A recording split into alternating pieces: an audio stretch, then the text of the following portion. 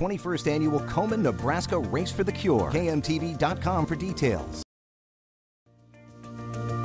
We've spent the last month not just previewing Race for the Cure, but really learning about the program supported by the largest 5K in the area. Thousands of runners and walkers will join us downtown on Sunday, some of them from companies like Union Pacific, which has been involved in a big way for years. Yeah, for a very long time. Diane Dern is with UP, and she's also the honorary race chair, and returning from Komen, Nebraska, Executive Director Karen Daniel. Hi, Karen. Both of you. Diane, hello. welcome. Diane, I want to ask you, how did UP originally get involved with this? You know, we've been involved for about 15 years, and our women's organization, which we call LEAD, has taken that on as a philanthropy, and we really started at the basics of, we were registering runners and walkers 15 years ago, and since then we've donated over almost $1.2 million. Wow. It's amazing. How do you get employees to engage, plug in? Some incentives I've heard about. Well, there are incentives. We have about 100 volunteers within our building, and they're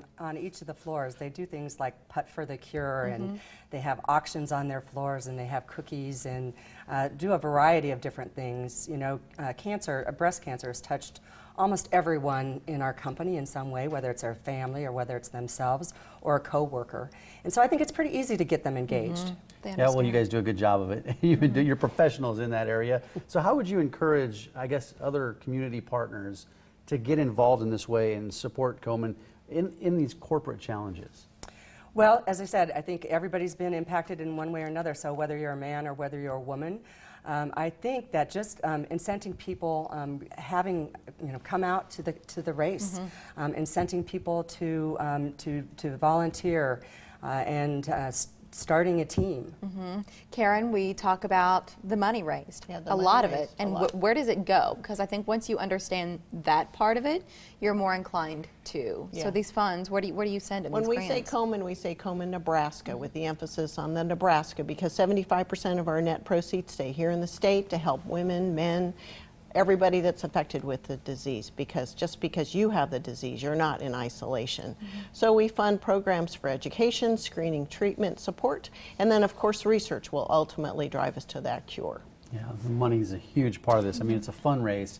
It's a special race for a lot of people out there, but money is important for research and awareness, like you said. What is new this year? This year, we're a really big highlight on our survivors.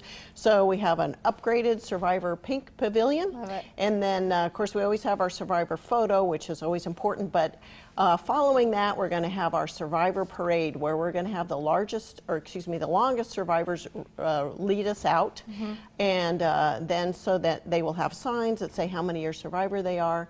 And then so the newest survivors in the back will look forward and get a lot of courage and strength from those women and men that have made this journey and turned their lives around, and just get a lot of strength from that. Sunday's the day. Sunday's the day, yep. Online registration is now closed. However, you can register in person, and if you're already signed up, we've got some information to show you. And while we look at these details, would you walk us through what's important to know now? Yeah, so today you can go to Mayflower Van and Storage, 8006 J Street from 4 to 7. Also tomorrow to pick up your packets to register in person.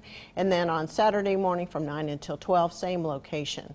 If you're really a procrastinator, we do have, you can register the day of race at the CenturyLink Center starting at 6 a.m. But we're really ringing the bell right now. Yeah, it's time to come to dinner and get you signed up for the race. Well, we know it's going to be great weather. Diane and I stood out in the rain last year. Well, it's not going to be raining. I saw you down in front of the CenturyLink Center. We were all just drenched, but there nonetheless, because it's that important. It's that important. But it sure would be nice if it were dry and kind of comfortable. I think it's going to be a nice day.